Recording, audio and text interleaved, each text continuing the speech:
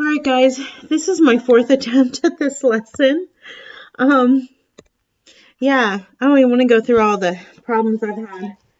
The Flash Player, or this flashback program, wanted to make an update in the middle of one lesson and messed everything up. Then my pen quit working, and yeah, it's been crazy. But I went outside for a while and watched my husband help somebody learn how to ride their bike, and I'm back in and it's working. So I'm going to go ahead and try this really quick. So if I go fast through this one, it's because I've done it so many times already. So hopefully you guys will understand what I'm talking about. All right. So this lesson, you are doing something called annexing zeros. And annexing is a fancy term for adding zeros.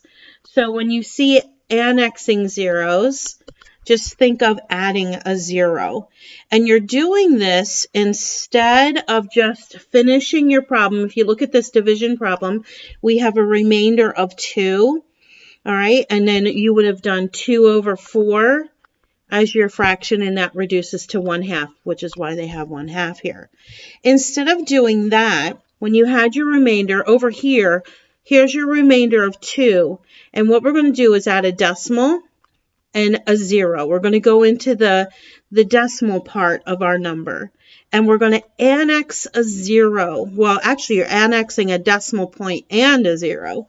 And then you bring that 0 down, and now we have a 20, and 4 goes into 25 times, so it's 0.5. 7.5 and 7.5 mean exactly the same thing. It's that one is written as a fraction and one is written as a decimal. And you will really need to know how to do them as decimals. You're going to do less of this and more of this as you get older. So this is just a more mature way to do division. Let me erase some of my scribbling here. And we're going to go down to number 1, letter A. And we are going to have to do a lot of this in our head because they're just not giving us much room. And so I'll talk you through it. So listen closely, and we will do these together. 15 divided by 2. 2 goes into 15 7 times. That's as close as I can get. 7 times 2 is 14, right? I'll do this one the long way, and we might get a little hairy in here. Okay, so I have 1 as a remainder. So what you're doing, you annex a decimal and a 0. Go ahead and put the decimal up top, too, because what you put down below, you better put up top. You want to keep that decimal lined up.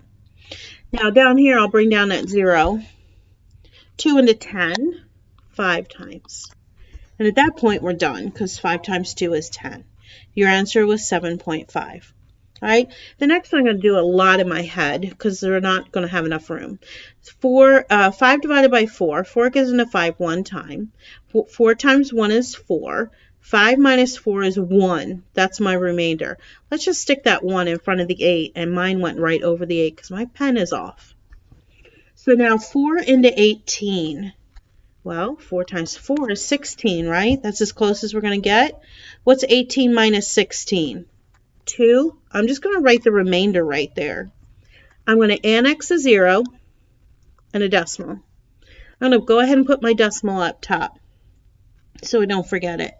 Now, bring that 0 down. Now, do you see how 4 goes into 20 perfectly 5 times? Now, does that always work right away? No. In fact, sometimes it will never come out to a 0.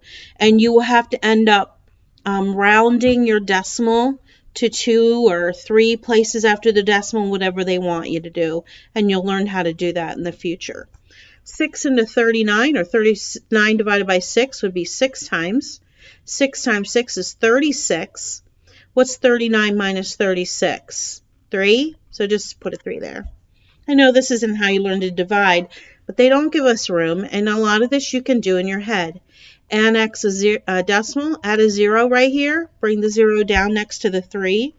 6 into 30 is 5 times. And then we're left with a 0. 5 into 27 would be 5 times. 5 times 5 is 25. 27 minus 25 is 2. Annex is decimal, and a 0. Bring it down. 5 into 20, 4. 8 into 44 would be 5 times. That's 40. I go ahead and write it. I started. Subtract. You're left with a 4. Annex a decimal and a 0. Put the decimal up top. Bring the 0 down. 8 into 40 is 5. 4 into 50. 4 goes into 5 one time with 1 left over, so I'll just put it in front of the 10. 0, make it a 10. 4 into 10 is 2 times. That's an 8.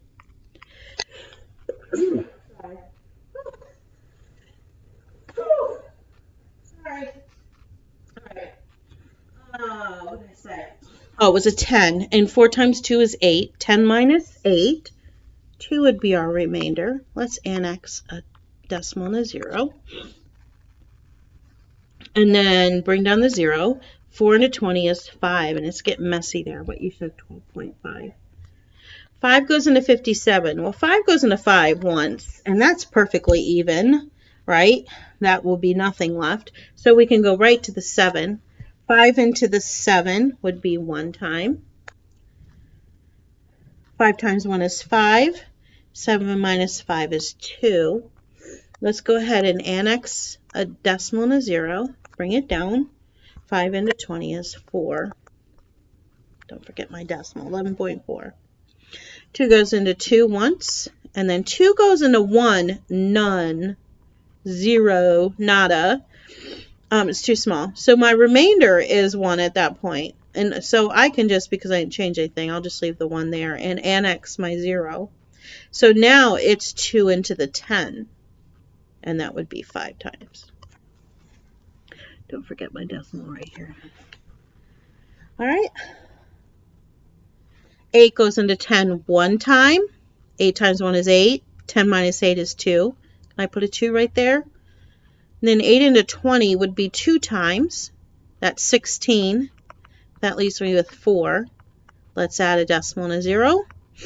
Put the decimal up top. 8 into 40 is 5 times. 6 into 57. That would be, what, 9 times? Let me get rid of this. Oh, I didn't mean to do that. Hold on. Whenever I do that, I have to just let it go through. Okay. I wanted that, so I could do that. All right. 8 into 57, 9 times. That's 54. Subtract. This one I'll do the long way.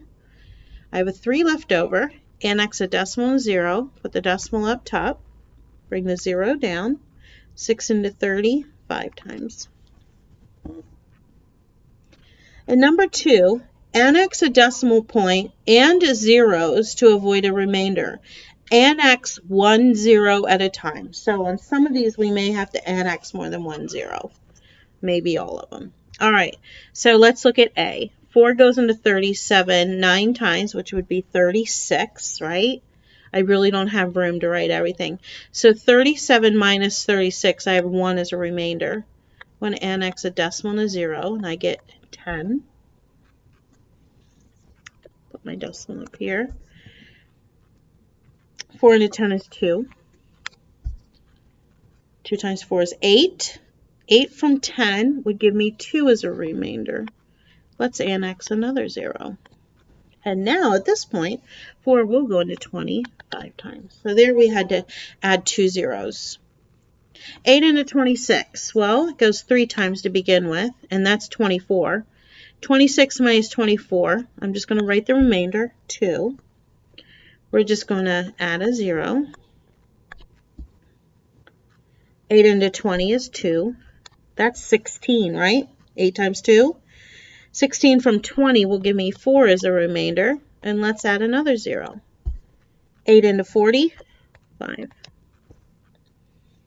4 into 29, 7 times. That's 28. 29 minus 28, I have 1 as a remainder. I'm going to add a 0.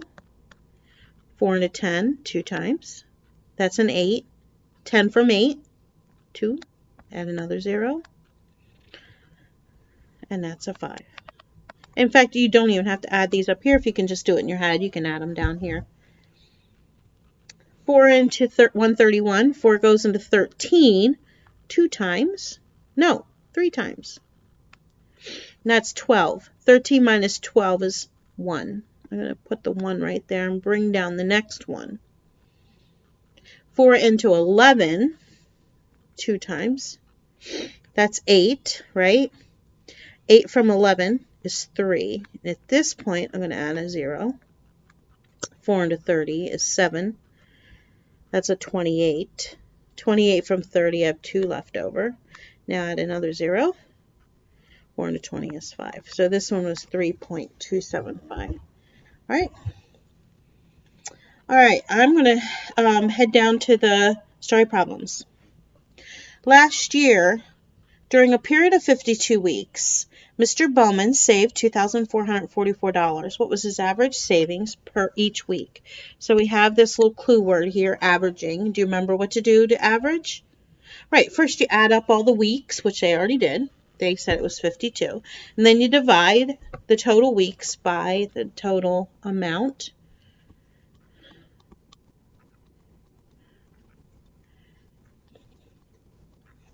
All right. 52 is too big for 24, but it can go into 244. And I want to use 50 as my guide.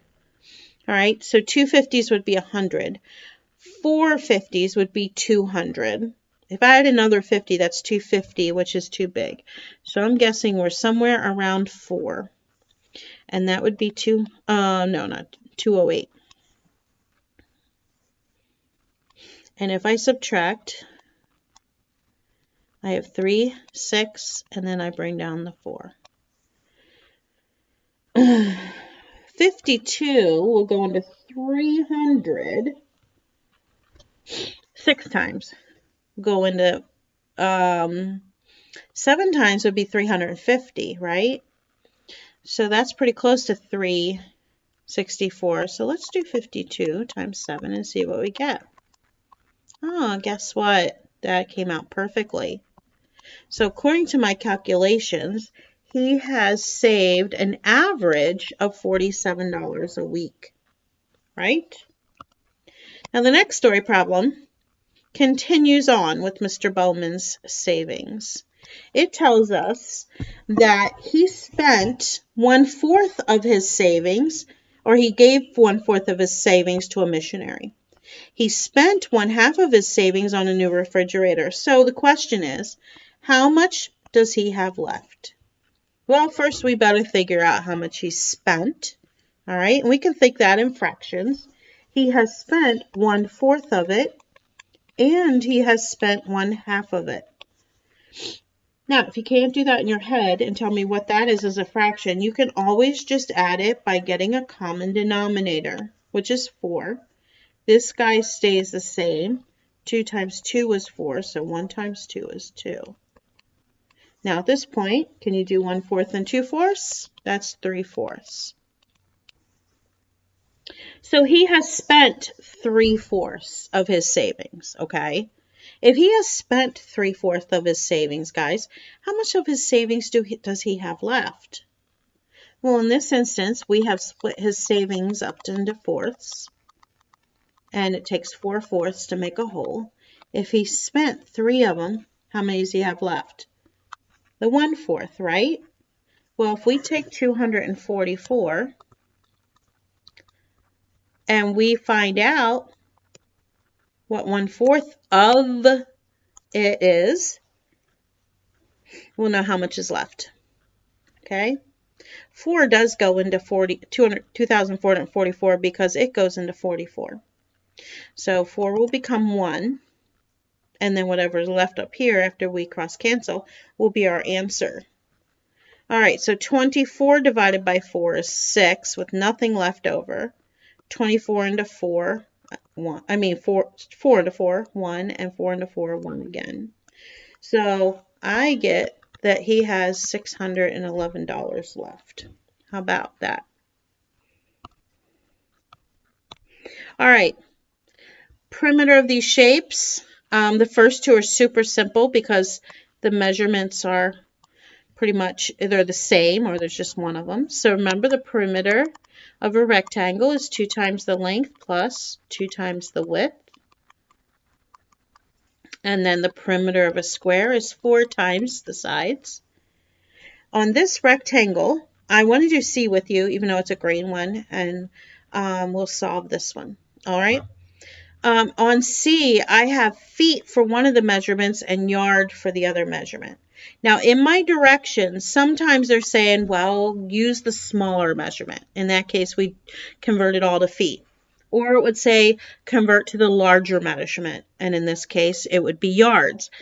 Here, they're not telling us either way, so we can just use common sense. And what I'm doing is I'm looking at that smaller measurement and saying, do I have a number that will evenly divide by 3 because there's 3 feet in a yard? And yes, 36 does go into 3. 36 divided by 3 would be 12, which what I did in my head is a conversion problem, right? I had 36 feet, and I asked myself, how many yards is that? So that's smaller to larger divide. And I took the 36 feet and I divided it by how many feet are in a yard, and I got 12. Now at this point, I can do the formula. The perimeter is 2 times the length, which we see is the longer one, plus 2 times the width, and I get 24 plus 16, and you can add those two together to get your answer. And that's just in yards. Because, wait a second. Yeah. Oh, they want area too. I just saw that. So the perimeter would be just yards. Area, on the other hand, I didn't even see that. What's the area of a rectangle? Just the length times the width, right? Area of a square is the side squared. And then this one, after you do that, you can just do 12 times 8. And what is 12 times 8? Yep, 96. And that would be in square yards. Okay? All right, now this is where my lesson messed up the first time. I'm switching pages, and let's keep our fingers crossed here. I'm going to go slow because I'm nervous. All right, so there it is. And see, this is where I had the problem with this lesson. I don't want to delete this file. It's not letting me change this back to a pen for some reason. And instead of messing up this whole recording, I'm just, try it real quick. No, I want my pens. See, the weird thing is it won't let me convert this so that I can write on it. Let me try this.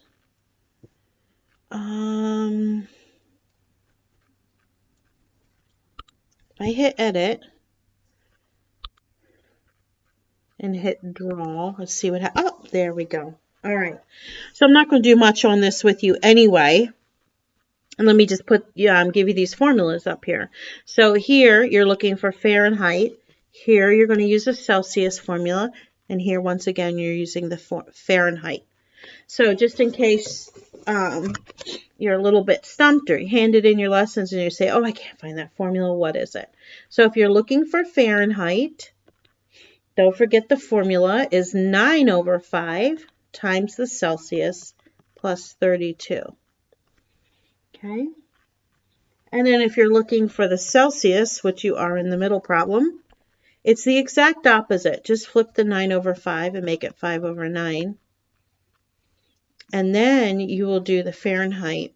Actually, you do the Fahrenheit minus the 32 first. So in the Fahrenheit problem, you just do these two and then add the 32. In the Celsius problem, you do these two and then you multiply it by the 5/9. All right. Down here on C, don't let that confuse you. Just add all those up first before you do the rest to solve for N. Okay? If you have any questions, you can always text me or call me, and I'll give you what help I can. Have a great day, and I'll talk to you guys later.